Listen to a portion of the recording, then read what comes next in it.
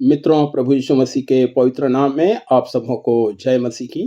आज मैं आपसे एक खास विषय पर बात करना चाहता हूं और वह विषय है समलैंगिकता। समलैंगिकता प्रकृति विरोधी है।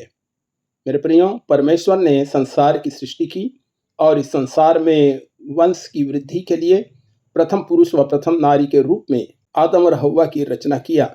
उनके शारीरिक बनावट में भी परमेश्वर ने भिन्नता रखी। नारी को गर्भ धारण करने योग्य बनाया।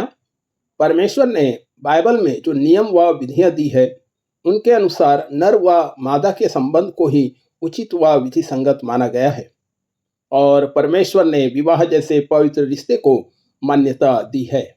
पवित्र बाइबल हमें यह बताता है, उत्पत्ति 2 अध्याय और 24 पद में, पुरुष अपने माता पिता को छोड़कर अपनी पत्नी से मिला रहेगा और वे दोनों एक तन होंगे।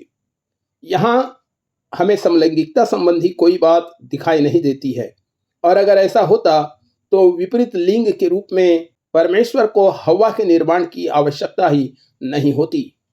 परंतु जब परमेश्वर ने आदम को बनाया और परमेश्वर ने कहा कि आदम का अकेला रहना अच्छा नहीं है, मैं उसके लिए एक सहायक बनाऊंगा, और परमेश्वर ने स्त्री को बनाया।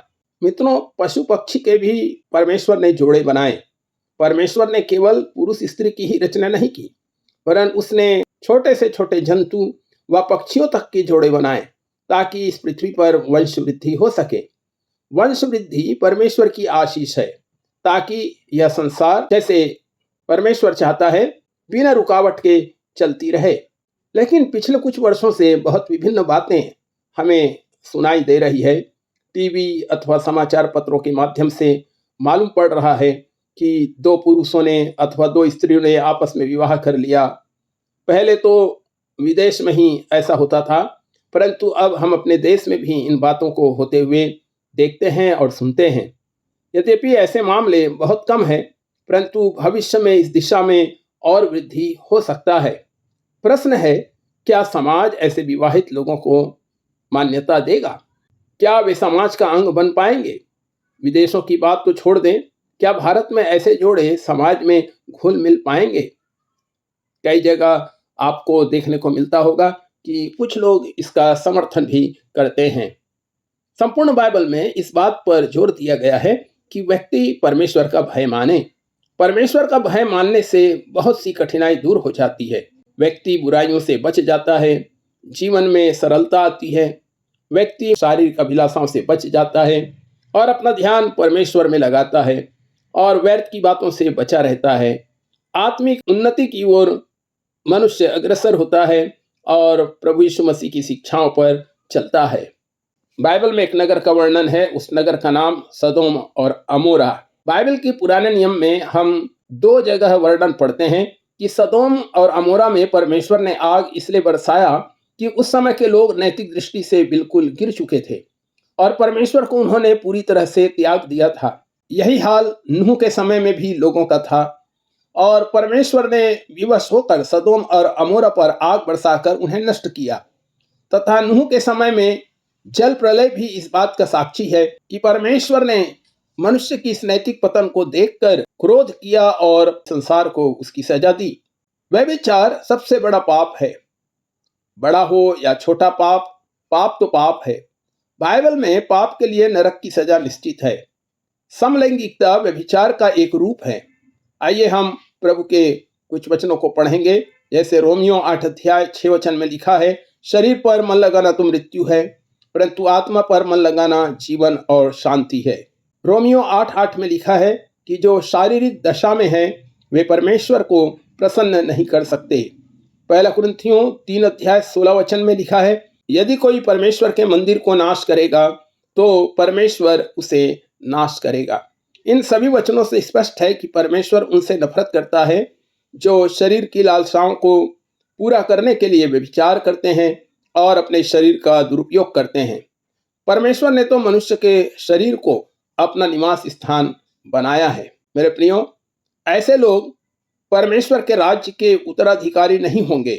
वे लोग जो शारीरिक दशा में हैं, जो परमेश्वर का भय नहीं मानते, वे लोग जो शारीरिक लालसाओं को पूरा करने के लिए किसी भी हद तक जा सकते हैं, वे जो अपनी देह का और इसको बनाने वाले परमेश्वर का आदर नहीं करते, वे ही लोग परमेश्वर के राज्य के अधिकारी नहीं होंगे।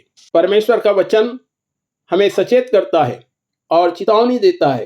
पहला कुरिन्थियों 6 अध्याय 9 और 10 वचन में इस प्रकार से लिखा हुआ है, क्या तुम नहीं जानते कि अन्यायी लोग परमेश्वर के राज्य के वारिस ना होंगे?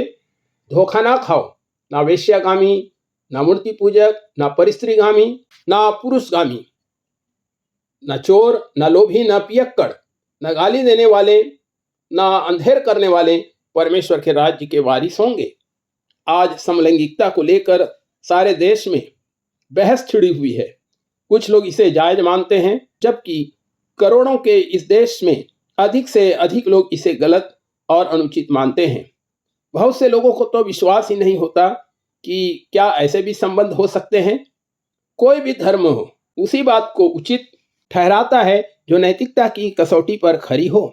समलैंगिकता को भले ही सही ठहराने के लिए कुछ लोग सक्रिय हों, परंतु यह समाज की कसौटी पर अमान्य और अस्वीकृत ही रहेगी। मेरे प्रियो, जबकि संसार में इस प्रकार की चीजें हमें दिखाई दे रही है, तो हमारी कलीसिया की क्या भूमिका होना चाहिए? इस प्रकार से हम अपने समाज को और अपनी भावी पीढ़ी को इस भंवर से बचाने के लिए हमें भी कुछ न कुछ कदम उठाने होंगे। संडे स्कूल तथा यूथ फेलोशिप के द्वारा बच्चों को शिक्षा देने की आवश्यकता है। बाइबल में वर्णित महान व्यक्तियों के जीवन चरित्रों के विषय में गहराई से बताना होगा। प्रभु यीशु के चेलों तथा पौलुस द्वारा प्रभु यीशु मसीह के वचन के प्रचार में किए गए परिश्रम की व्याख्या उन्हें एक अच्छा और समर्पित मसीह बनने के लिए जो युवा भटके हुए हैं, उन्हें प्रभु यीशु मसीह के निकटता में लाना होगा। कलीसिया की जिम्मेदारी उन्हें देनी होगी। माता पिता का भी यह उत्तरदायित्व होना चाहिए कि वे कलीसिया से बच्चों को जोड़ें। कलीसिया की एक ही बेंच पर अगर एक पूरा परिवार प्रति सप्ताह रविवार आराधना में बैठता है तो यह कितना अच्छा लगेगा। मेरे प्रियो, परमेश्वर की व्यवस्था तथा यीशु मसीह पर विश्वास करना ही एक सच्चा मसीही जीवन है। परमेश्वर के दास दाऊद ने भजन संहिता 19 अध्याय और 7 से 9 वचन में वो कहता है, यहोवा की व्यवस्था खरी है, वह प्राण को बहाल कर देती है। यहोवा के उपदेश सिद्ध हैं, हृदय को आनंदित कर देते हैं।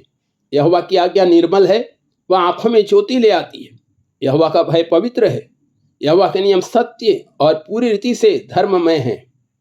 मेरे प्रियो, वे लोग जो मनमानी करते हुए परमेश्वर के नियमों के विरुद्ध चलते हैं, यहोवा की दृष्टि में वे पापी हैं और उनके लिए दंड का भी प्रावधान है।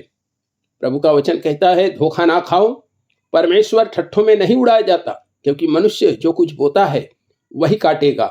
जो शरीर के लिए बोता है वह शरीर के द्वारा विनाश की कटनी काटता है, और जो आत्मा के लिए बोता है वह आत्मा के द्वारा अनंत जीवन की कटनी काटता है।